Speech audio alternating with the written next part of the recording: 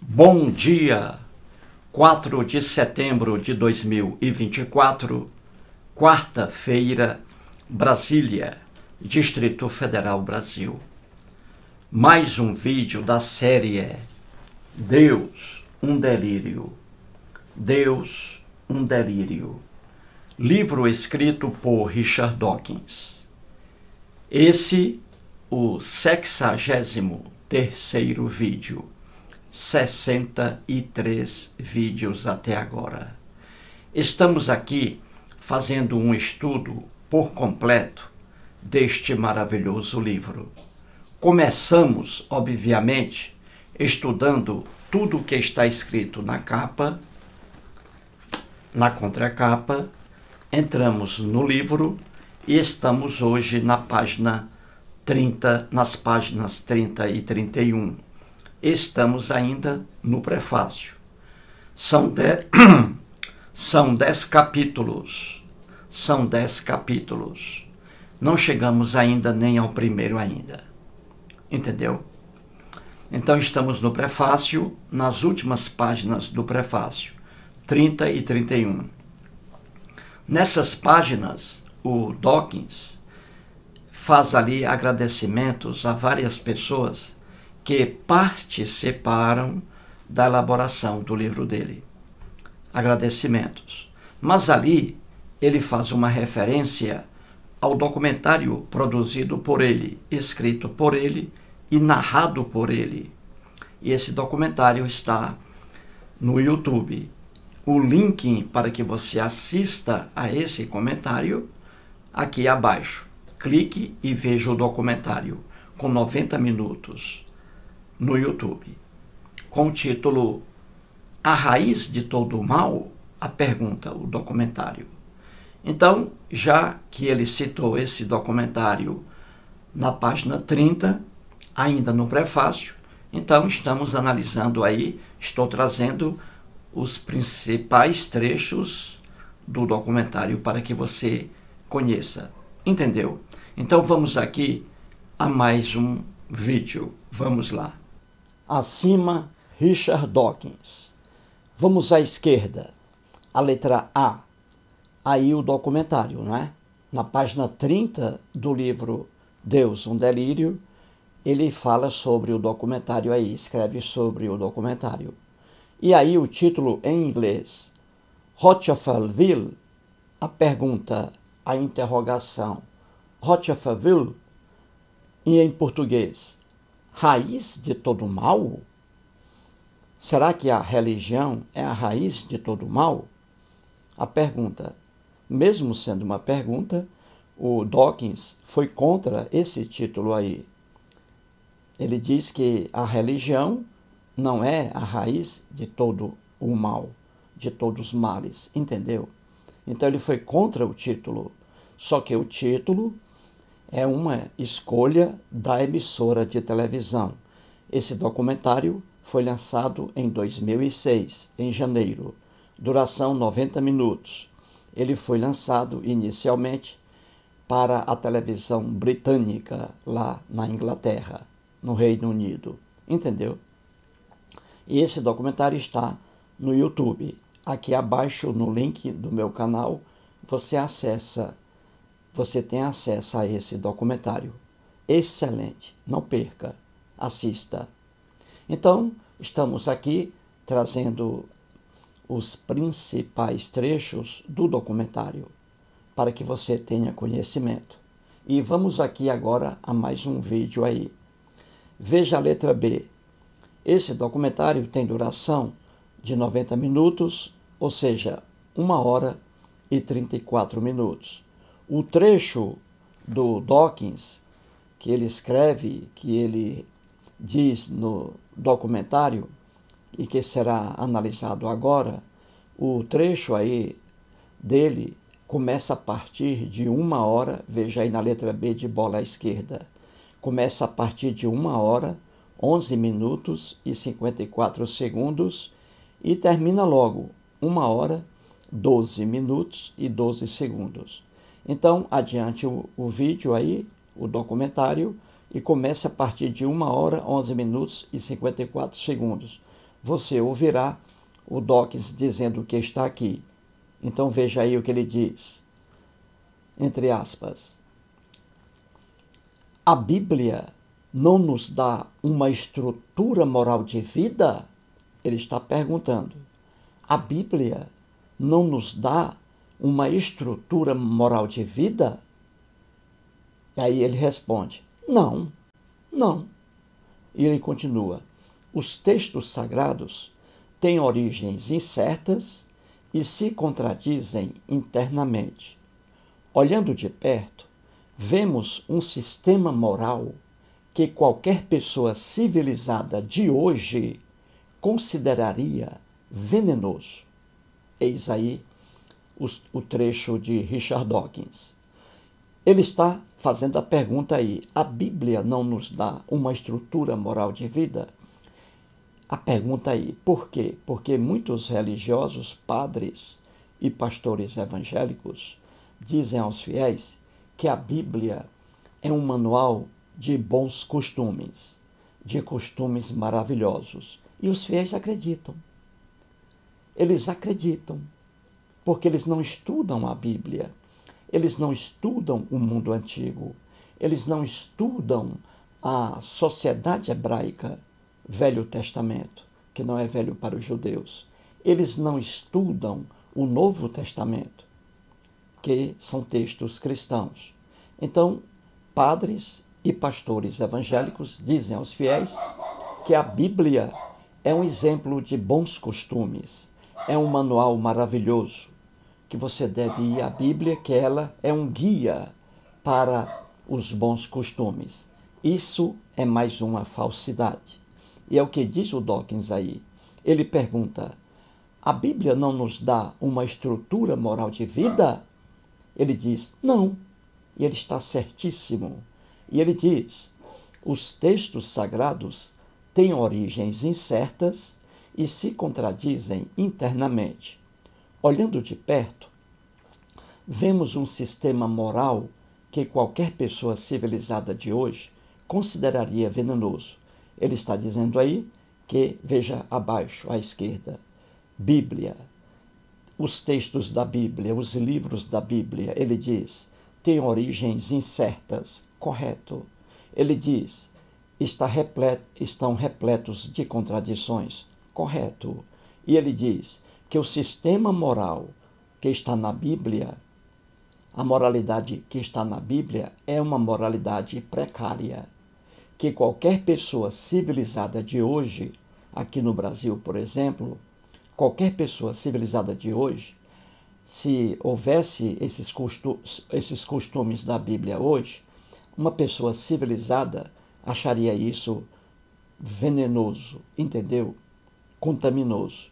Ou seja, qualquer pessoa civilizada de hoje reprova os costumes que estão na Bíblia, ao contrário do que dizem padres e pastores evangélicos. E o que o Dawkins diz aí é mais uma verdade incontestável. E vou mostrar aqui para você com exemplos o que ele diz aí. Entendeu? Então vamos aqui ainda abaixo, à esquerda. O Dawkins diz, Bíblia, veja aí, origens incertas. Ele diz aí que os textos sagrados aí da Bíblia, para os cristãos, porque para outros povos, os textos sagrados são outros. Para os fiéis do islamismo, a Bíblia cristã não é um texto sagrado. Para eles é o Alcorão. Entendeu? Para os adeptos do hinduísmo, que são várias religiões que adoram vários deuses, lá na Índia, por exemplo, os textos sagrados lá, para aquele povo da Índia, os textos não são a Bíblia cristã, são outros textos. Então, cada povo com sua religião, com sua crença, com seus livros sagrados. Mas o Dawkins está falando aqui sobre a Bíblia. E o Dawkins diz que os textos sagrados que estão na Bíblia têm origens incertas. Correto. Têm origens incertas. Quem conhece a Bíblia, quem estuda a Bíblia com responsabilidade, sabe que os livros que estão ali não têm autoria certa. tem autorias incertas, origens incertas, como diz o Dawkins. Por exemplo, o livro, quem escreveu Êxodo não foi Moisés. Quem escreveu Gênesis não foi Moisés. Ninguém sabe quem foi. Escritores hebreus, entendeu? Quem escreveu Josué não foi Josué, entendeu? Quem escreveu Mateus não foi um homem chamado Mateus. Quem escreveu Lucas não foi um homem chamado Lucas. Isso é convenção. Quem escreveu o livro de Marcos não foi um rapaz chamado Marcos, entendeu? São autorias incertas, apenas tradição, entendeu? Caiu na tradição esses nomes aí. Quem escreveu Salmos não foi Davi. Quem escreveu Provérbios não foi Salomão. Entendeu? São origens incertas. Então, os títulos dos livros da Bíblia não são aquelas pessoas que escreveram os textos. Tudo isso faz parte apenas de tradição. Então, o Richard Dawkins está corretíssimo quando diz que os textos da Bíblia têm origens incertas. Corretíssimo. E também está correto quando ele diz que a Bíblia, de Gênesis ao Apocalipse, está repleta de contradições. Uma coisa diz sim, em outro livro diz não, entrando em contradição. E por quê? Qualquer pessoa honesta, veja bem, qualquer pessoa honesta e conhecedora da Bíblia sabe que ela está repleta de contradições. E explicam por quê. Por que a Bíblia está repleta de contradições? Porque é um conjunto de livros escritos por várias pessoas. E pessoas têm pontos de vista diferentes. Pessoas não têm o mesmo ponto de vista, entendeu? Então a Bíblia é um livro escrito por várias pessoas, por mais de 40 pessoas, cada uma com um pensamento diferente. Então eles escrevem, cada um escreve o seu ponto de vista. E aí entram em choque, entram em contradição. Então a Bíblia está repleta de contradições. Pastores evangélicos enganam os fiéis, porque os fiéis não têm conhecimento bíblico. Mas quem estuda a Bíblia com seriedade e é uma pessoa honesta, sabe que a Bíblia está repleta de contradições. E o Dawkins diz aí que o sistema moral que está na Bíblia era um sistema moral precário, que qualquer pessoa civilizada de hoje, aqui no Brasil, por exemplo, ficaria envergonhada, ficaria triste com esse sistema moral que está na Bíblia. Você entendeu? Está certíssimo aí o Richard Dawkins. Então agora vou trazer exemplos mostrando que o Richard Dawkins está correto quando diz tudo isso aí sobre a Bíblia. Origens incertas dos livros, muitas contradições, e a moralidade bíblica não é uma moralidade que sirva de exemplo. Qualquer pessoa hoje aqui no Brasil, por exemplo, com essa moralidade bíblica, acharia um terror. Entendeu? Então vamos ao quadro aí para que você entenda. Vamos aí. Eu coloquei acima no quadro apenas aí algumas moralidades bíblicas. E você, que é uma pessoa civilizada, vai achar isso aí desumano. Vai achar isso aí horrível. Então veja aí no quadro. Acima eu coloquei Bíblia e a pessoa civilizada de hoje. Aqui no Brasil, você que está assistindo ao vídeo. Vamos lá. Bíblia e você aí, pessoa civilizada. Vamos ver se você concorda com a moralidade bíblica. Vamos lá. É simples fazer essa comparação. Então vamos lá. O primeiro item eu coloquei. Na época da Bíblia, veja bem, ali uma ignorância sem fim, uma maldade sem fim. E aí a primeira, morte aos homossexuais, na Bíblia. Então está lá, morte aos homossexuais. Na Bíblia, sim, era aprovada a morte aos homossexuais. E você que é a pessoa civilizada, você é contra morte aos homossexuais. Tenho certeza disso. Uma sociedade que mata seres humanos apenas porque são homossexuais, é uma sociedade horrível, é uma sociedade má, é uma sociedade perversa.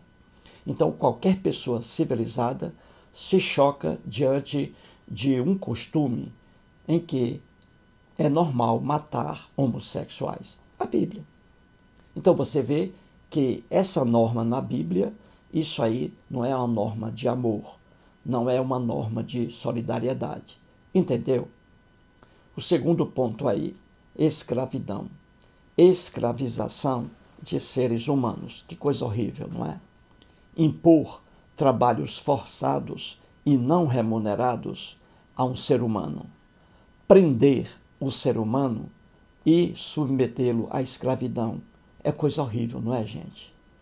É tão horrível que hoje, você escravizar um ser humano aqui no Brasil, você vai pegar uma pena braba, uma pena forte, porque a Constituição e as leis brasileiras são contra a escravidão. E a Bíblia era assim? Era contra? Não, olha aí. Na Bíblia, a escravização de seres humanos era praticada e elogiada na Bíblia, no Velho e no Novo Testamento. A escravização de seres humanos, sim, na Bíblia. Mas uma pessoa civilizada diz não à escravidão. Viu aí? Como o Dox tem razão, quando ele diz aí que a moralidade bíblica causaria vergonha hoje a uma pessoa civilizada. Olha aí o exemplo. Mais claro que isso aí é impossível, não é, gente? Outro mal aí da sociedade da Bíblia, a intolerância religiosa. O que é isso? Intolerância religiosa. É você punir uma pessoa por ter crença religiosa diferente da sua. Então, veja, punir uma pessoa, matar uma pessoa porque ela tem crença religiosa diferente. Isso aí, diante de uma pessoa civilizada, isso aí é uma maldade. A pessoa civilizada diz não à intolerância religiosa, mas a Bíblia, no mundo da Bíblia, sim à intolerância religiosa. Entendeu? Outro mal aí da sociedade na Bíblia, a inferioridade da mulher. A mulher é um ser inferior no mundo da Bíblia. No mundo da Bíblia, desde Gênesis ao Apocalipse, a mulher apanha na Bíblia. A inferioridade da mulher, sim, na Bíblia. Uma pessoa civilizada hoje diz não, que a mulher não é um ser inferior, que a mulher é igual ao homem em direitos e obrigações. Entendeu? Mas no mundo da Bíblia, a supremacia do homem, sociedade patriarcal, uma anomalia, uma doença.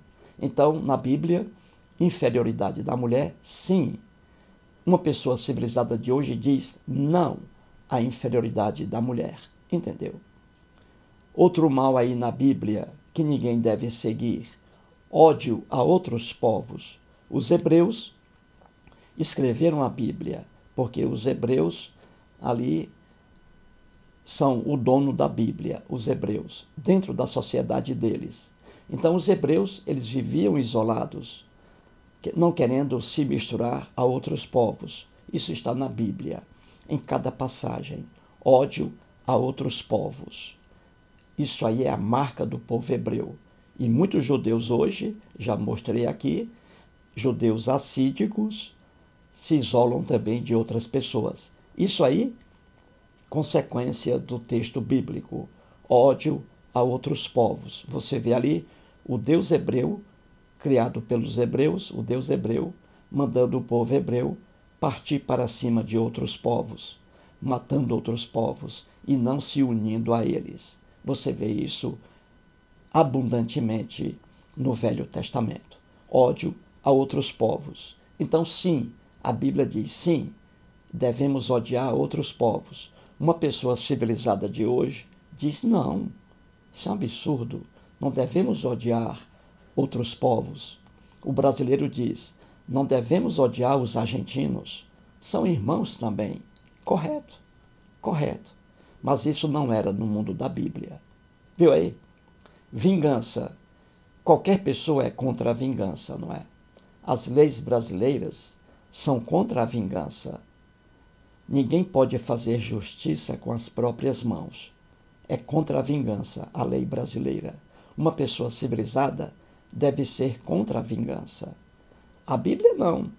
No mundo da Bíblia, ali a vingança, o ódio e a vingança. Sim, a vingança, a Bíblia diz. E você vê ali o Deus hebreu, nos relatos na Bíblia, o Deus hebreu mandando o povo hebreu se vingar de outros povos, matando crianças, mulheres grávidas. Entendeu? Você vê muito isso, a vingança na Bíblia. O Deus hebreu, nos relatos bíblicos, aplicando a vingança. E hoje qualquer pessoa civilizada é contra a vingança. Outra anomalia que está na Bíblia, que não é uma norma, que não é um costume bom, a punição a pessoas inocentes. Isso aí na Bíblia. Quando um pai, por exemplo, no relato bíblico, o pai fazia algo errado, os filhos sofriam a punição. Isso aí na Bíblia. Sim, punição a pessoas inocentes. Já uma pessoa civilizada hoje diz, não, pessoas inocentes não podem ser punidas. Só podem ser punidas as pessoas que praticaram o crime. Entendeu? Mas na Bíblia a punição a inocentes está em todas as páginas. O Deus hebreu, nos relatos bíblicos, punindo pessoas inocentes em vez de punir os culpados. Essa injustiça na Bíblia. E vou dar um exemplo aqui rapidamente. Na lenda escrita pelo escritor hebreu que fez o relato do rei Davi. O rei Davi estupra uma mulher casada, Batseba. Ele comete estupro, ele chama a mulher e transa com ela. Manda o soldado trazer a mulher, o rei Davi. E era adorado pelo Deus hebreu, hein?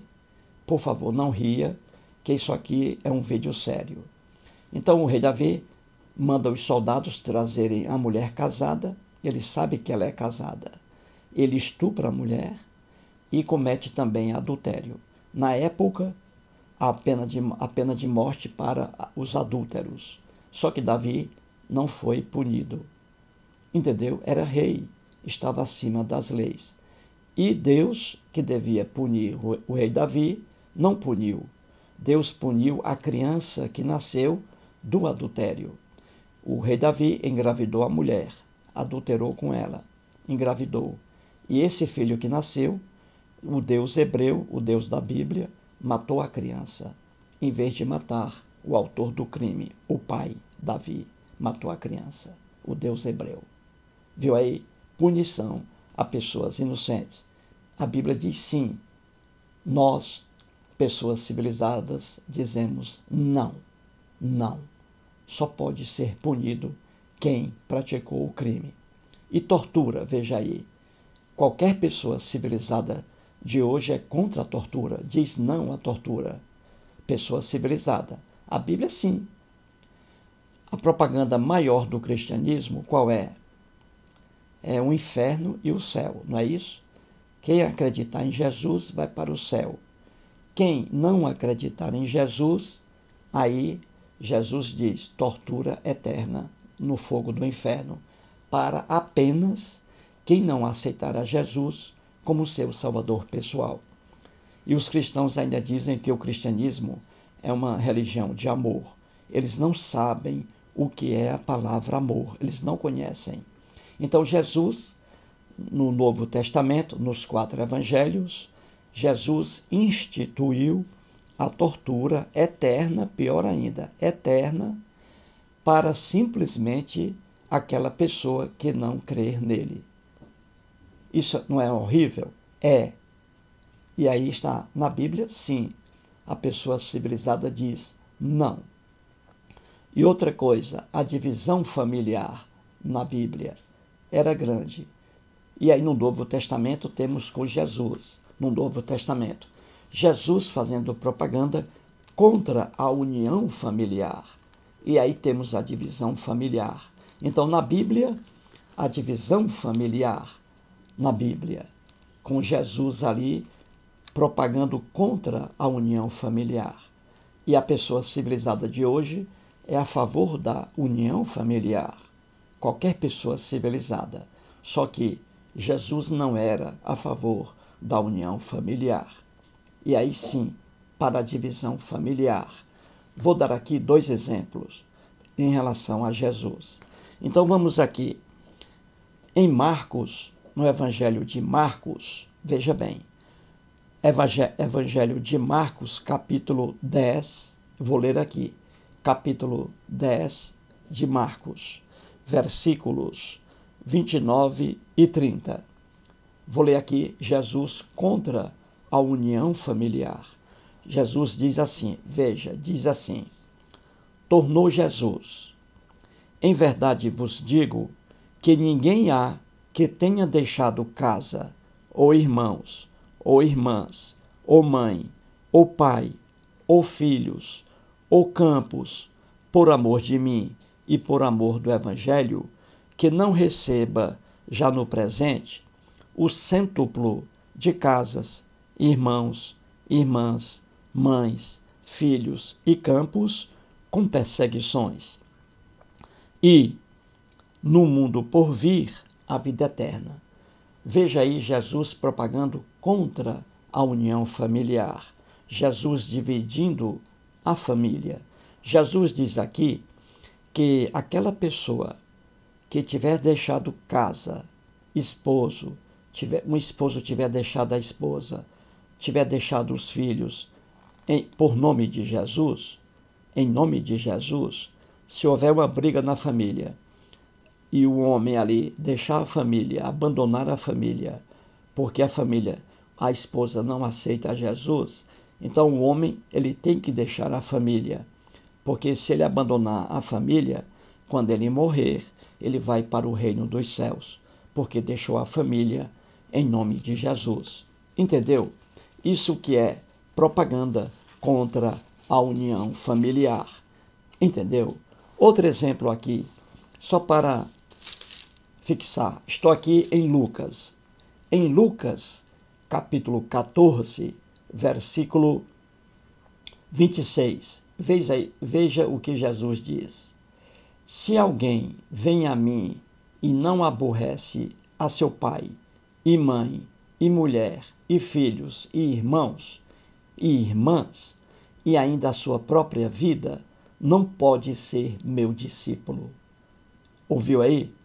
Jesus pregando aqui contra a união familiar, dizendo que se houver alguma discordância dentro de uma família, marido e esposa e filhos, e aquele que acreditar em Jesus, deixar a família, esse aí que acreditar em Jesus e houver discordância na família, esse deve abandonar a família em nome de Jesus. Entendeu? Esse aí que mora numa família que discorda de Jesus, esse aí, ele não pode ficar nessa família, entendeu? Porque se ficar, não pode ser discípulo de Jesus. Ele tem que abandonar a família e optar por seguir a Jesus. Entendeu, gente? Então você vê aí no quadro que costumes aí do tempo da Bíblia, para uma pessoa civilizada hoje, são costumes vergonhosos, costumes venenosos, como diz o Richard Dawkins. Vê como ele tem razão? Ele diz aí que a Bíblia tem origens incertas. Os livros da Bíblia não foram escritos por aqueles que figuram como título. Moisés não escreveu Êxodo, não escreveu Levítico, não escreveu Números, nem Gênesis. Entendeu? Nem Deuteronômio. Entendeu? Josué não escreveu, uma pessoa chamada Josué não escreveu o livro Josué. Uma pessoa chamada Mateus não escreveu o Evangelho Mateus.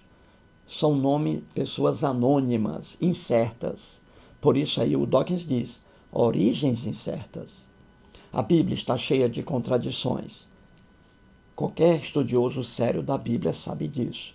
E que a Bíblia não tem um sistema moral louvável, como muitos dizem aí, que é o sistema moral precário. E aí mostrei no quadro a Bíblia e aí a visão da pessoa civilizada. Viu aí como o Dox tem razão no que ele escreve? Agora vejamos aí algumas passagens bíblicas relativas aí a essas anomalias acima. Pelo fato de o quadro ser pequeno, vou aí apenas fazer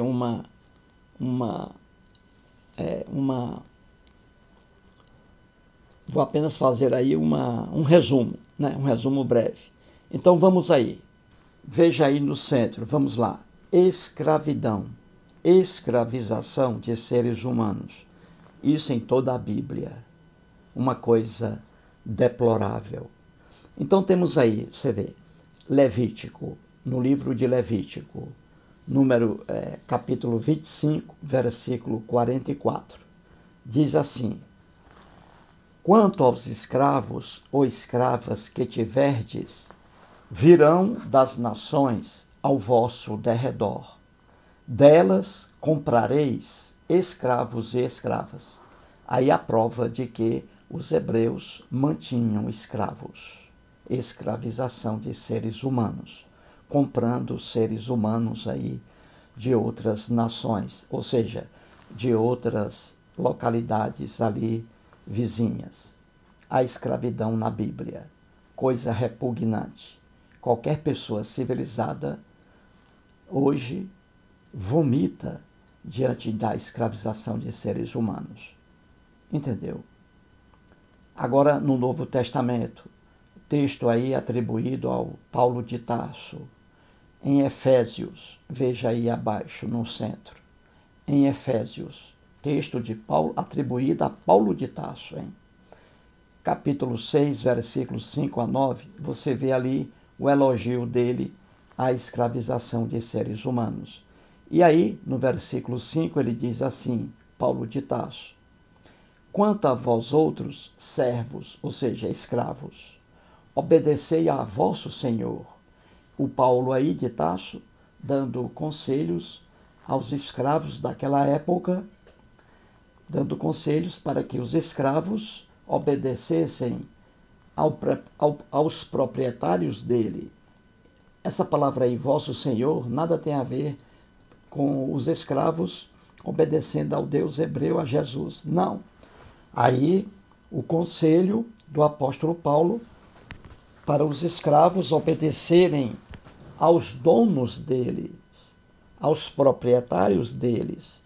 O Paulo de Tarso diz aí que os escravos devem ser obedientes, não podem ser respondões, que os escravos eles devem trabalhar com alegria, entendeu?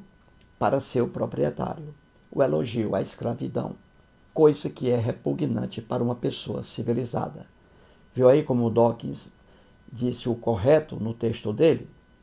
Veja agora acima lá, a intolerância religiosa. Isso aí é a marca da Bíblia, é a marca do mundo antigo.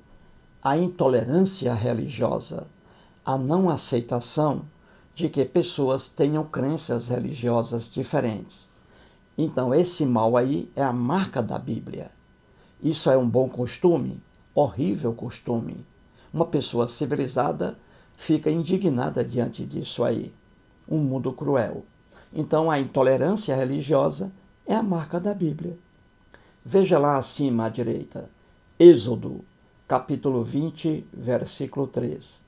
Em Êxodo 20, temos ali os 10 mandamentos, que não são 10, mais uma obra de pessoas, né, de hebreus. Deus algum existe, Deus algum criou os mandamentos. Então, em Êxodo 20, você tem ali os mandamentos. E o mandamento primeiro é o pior de todos. Está no versículo 3. Diz lá, não terás outros deuses diante de mim. O que é isso? Intolerância religiosa, que não existe no Brasil hoje e em mundo civilizado. Qualquer pessoa civilizada sente repugnância diante disso aí. Mas é a marca da Bíblia. Ali o Deus hebreu diz, só que Deus algum existe, isso aí é obra de um escritor hebreu. Ele diz, não terás outros deuses diante de mim, ou seja, não adorarás outro Deus ou outros deuses além de mim. Adoração só para mim, entendeu? Isso aí é intolerância religiosa. E qual era a pena do hebreu? Qual era a pena do povo hebreu que adorava outros deuses, hein? Porque eles adoravam. Na Bíblia está lá, os hebreus sempre adorando outros deuses. E qual era a pena, a punição? A pena de morte. Ao fio da espada. A pena de morte para quem? Para o hebreu que adorasse outro Deus. Que loucura, não é? Que maldade. Isso é um costume bíblico. É um costume elogiado? Claro que não. Uma pessoa civilizada fica indignada diante disso. O Dawkins diz que o sistema moral que está na Bíblia é um sistema que causa náusea a uma pessoa civilizada hoje. E ele tem razão, o Dawkins. Estou mostrando aqui. E no Novo Testamento, com Jesus, a mesma coisa. Veja aí em Marcos, à direita acima. Em Marcos, capítulo 16, versículo 16, isso aí é atribuído a Jesus. Jesus dizendo aos discípulos assim, quem crer, ou seja, quem crê em Jesus, nele, quem crer e for batizado será salvo. Quem, porém, não crer, será condenado. Que coisa horrível. A mesma intolerância religiosa lá do Velho Testamento, com o Deus hebreu. A mesma intolerância. Jesus aí dizendo que quem não crer nele, quem não o aceitá-lo, entendeu? Quem não o aceitar como seu salvador pessoal, quando morrer, será queimado eternamente no fogo do inferno. Jesus instituindo a tortura eterna para apenas aquelas pessoas que não acreditarem nele. Se acreditarem em outro Deus, essa pessoa será torturada eternamente no fogo do inferno. Isso atribuído a Jesus, não é atribuído a Vladimir Putin, não é atribuído a Hitler, não é atribuído a Joseph Stalin, não. A Mao Tse-tung, não. Isso atribuído a Jesus.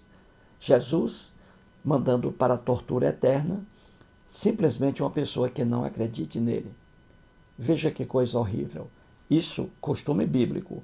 Isso é digno de apreciação? Claro que não. Viu aí? E o Dawkins diz que o sistema moral que está na Bíblia causa repugnância a uma pessoa civilizada hoje. Entendeu? Agora veja a outra parte aí. Inferioridade da mulher. De Gênesis ao Apocalipse. Um exemplo aí em Gênesis, capítulo 3, versículo 16. No finalzinho, o Deus hebreu, na lenda bíblica, ele coloca aí as punições para a mulher. E a última ele diz, e o teu desejo, ou seja, o desejo da mulher, da esposa, e o teu desejo será para o teu marido. Olha aí, o homem, dentro da sociedade hebraica, o homem era o máximo, o macho, a mulher, um ser inferior. E aí está, todo o desejo da mulher não será para ela, mas para o marido. Ela tem que fazer tudo aquilo para agradar o marido. Viu aí? E no Novo Testamento a mesma coisa. E aí o exemplo com Paulo de Tarso de novo. Em 1 Coríntios, Paulo de Tarso, capítulo 11, versículo 3, ele diz, e o homem, ou seja, o macho, e o homem é o cabeça da mulher, é o ser pensante. A mulher não pensa, é o homem, o cabeça, o líder da família, dentro da sociedade patriarcal. Viu aí? Outro exemplo aí com Paulo de Tarso, em 1 Coríntios, capítulo 14, versículo 34, ele coloca a mulher ali, como sempre, num plano inferior. Ele diz, conservem-se as mulheres caladas nas igrejas. porque não lhes é permitido falar. As mulheres, só os homens. E ele diz, se a mulher tiver alguma dúvida, consulte o marido em casa. Então sempre a mulher no plano inferior na Bíblia, sempre. A mulher apanha na Bíblia de Gênesis ao Apocalipse. E como o quadro é pequeno, lamentavelmente não posso aqui citar outros exemplos, mas aí está. Ódio a outros povos, a marca da Bíblia. Vingança, o direito de vingança, de fazer justiça, entre aspas, com as próprias mãos, é a marca da Bíblia, vingança. Punição a pessoas inocentes, é a marca da Bíblia. Em cada página da Bíblia, o Deus hebreu ali, punindo pessoas inocentes, que nada fizeram, punindo ali para atingir reis, entendeu? Imperadores, etc. E a tortura, não é? É a marca da Bíblia. É a principal propaganda do cristianismo. Se você não aceitar a Jesus, quando morrer, você será torturado no fogo do inferno, eternamente. E os cristãos ainda dizem que o cristianismo é uma religião de amor. No budismo não existe sofrimento eterno, religião budista. Na religião Seisho no Ie, nada de sofrimento eterno. Entendeu?